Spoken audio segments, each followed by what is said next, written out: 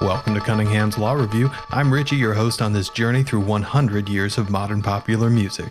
It's our goal at Cunningham's to listen to the top artists and songs of the last 100 years, starting way back in 1920, and to share the history of popular music with you as we do. On today's episode, we'll talk about Mamie Smith, the first black female blues vocalist to ever be recorded, and vaudeville star Marion Harris, a jazz vampire who fed on the songs of others.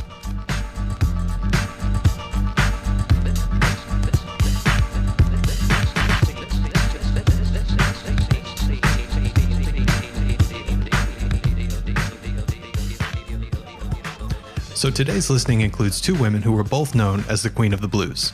Marion Harris, who got her start singing vaudeville in Chicago in 1914, was a white woman who was often known for singing blues and jazz songs.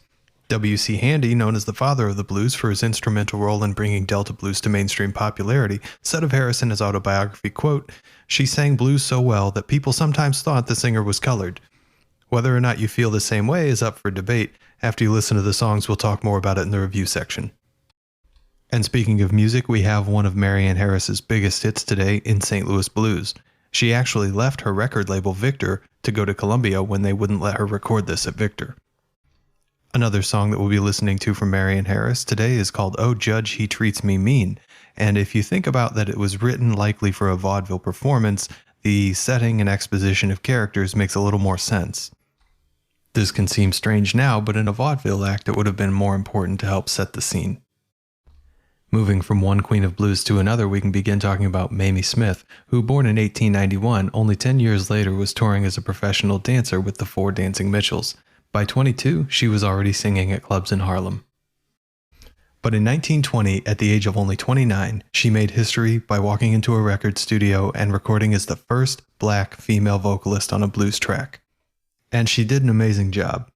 When you listen to Crazy Blues, try and understand that in 1920, no one had recorded a song that sounded so soulful and bluesy.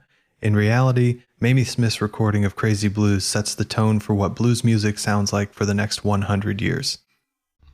Another Mamie Smith highlight from 1920 is called "The Road is Rocky," and if we take it at face value, it's another vaudeville performance piece, this one about a preacher whose wife left him for another man. In the song, the preacher is encouraged by his own parishioners to follow the advice that he's given them previously, to take the high road and to repay evil deeds with good. It's possible, though it's not explicitly stated, that this is advice in coded language for how to deal with the legacy of slavery and with ongoing Jim Crow laws. Before we dive in, there are a couple of other things to know about vaudeville-era music. First, the electronic microphone had not been invented yet, and wouldn't be invented for another 4 years. With that in mind, we're listening to people who trained their voices and became popular because they could perform well in theaters. They had two goals: to be clear and to project to the back of the house. This is often called the vaudeville era, but also commonly called the acoustic era. Because there were no electronics involved, all of this was recorded live, and all of it was on the same track.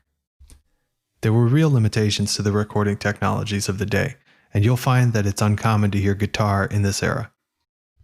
Instruments that can't be played well loud don't really fit in the acoustic era, and instruments that were louder than other instruments such as drums and cornet had to be placed further away from the recording devices in order to make sure that they didn't overwhelm the vocalist.